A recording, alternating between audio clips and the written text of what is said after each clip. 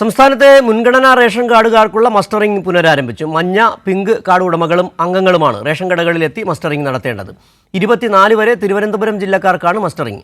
Ration വിതരണത്തെ mustering ബാധിക്കാതിരിക്കാൻ ഭക്ഷ്യവകുപ്പ് നടപടി സ്വീകരിച്ചിട്ടുണ്ട്. മസ്റ്ററിംഗിനായി നേരിട്ടെത്താനാകാത്ത ശാരീരിക ബുദ്ധിമുട്ടുകളുള്ളവർക്കും കിടപ്പ് രോഗികൾക്കും ഭക്ഷ്യവകുപ്പ് ഉദ്യോഗസ്ഥർ വീട്ടിലെത്തി മസ്റ്ററിംഗ് നടത്തും. വിവരങ്ങളുമായി മാനസ ചേർന്നു. മാനസ, എന്താണ് മസ്റ്ററിംഗിന്റെ വിവരങ്ങൾ? സംസ്ഥാനത്തെ മുൻഗണനാ കാർഡുകളുടെ മസ്റ്ററിംഗ് പ്രവർത്തനങ്ങളാണ് ഇപ്പോൾ പുരോഗമിച്ചുകൊണ്ടിരിക്കുന്നത്. നമ്മൾ തിരുവനന്തപുരം ജില്ലയിലെ പേട്ടയിലുള്ള പൊതുവിതരണ കേന്ദ്രത്തിലാണ് ഉള്ളത്. ഏതായാലും രാവിലെ 8 മണി മുതൽ തന്നെ റേഷൻ കടകളൊക്കെയും തുറന്ന് ഇത്തരത്തിൽ എല്ലാ പ്രവർത്തനങ്ങളും നടത്തി വരികയാണ്. മസ്റ്ററിംഗ് പ്രവർത്തനങ്ങളൊക്കെയും പൂർത്തിയാക്കാനുള്ള ശ്രമത്തിൽ തന്നെയാണ് വിതരണക്കാരും ഉള്ളത്. ഏതായാലും അല്പസമയം മുൻപ് വരെ ഇവിടെ ആളുകൾ എത്തി നടപടികളൊക്കെയും ചെയ്യുകയായിരുന്നു. ഇപ്പോഴും റേഷൻ കടകളിൽ ആളുകൾ എത്തി നിൽക്കുന്ന ഒരു കാഴ്ച തന്നെയാണ് കാണുന്നത്. മാത്രമല്ല പുരോഗമിക്കുന്നു എന്ന് തന്നെ വേണം പറയാൻ. ഇതുവരെയും തന്നെ യാതൊരുവിധ തടസ്സങ്ങളും നേരിട്ടിട്ടില്ല എന്നുള്ളതും ഏറെ പ്രധാന കാര്യമാണ്. ഏതായാലും രാവിലെ മുതൽ തന്നെ കാത്തു നിൽക്കുന്ന ആളുകളാണ് ഇത്. ചേട്ടാ, ഇപ്പോഴാണ് എത്തിയത്? നമ്മളിപ്പം കട തുറന്നപ്പോൾ വന്നതാ. മസ്റ്ററിംഗ് നടത്താനായി വന്നതല്ലേ? അല്ല, റേഷൻ വാങ്ങിക്കാനായിട്ട് വന്നേ. അപ്പൊ ആധാർ വേണം. ചേട്ടാ, ഈ മസ്റ്ററിംഗ് വേണ്ടി വന്നതാണ്. എനിക്ക് 87 വയസ്സായി. അതെ, ഞാൻ ഭാര്യ മരിച്ചു, രണ്ടുപേരായിരുന്നു.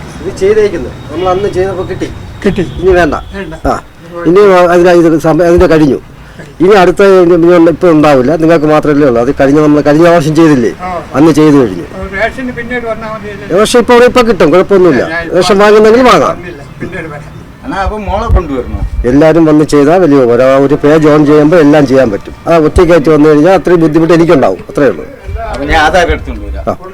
രാവിലെ മുതൽ തന്നെ ഈ ഏറ്റവും തുടങ്ങി ആളുണ്ട്. വലിയ കുഴപ്പമില്ലാതെ ഈ ആളുണ്ട് വന്ന്.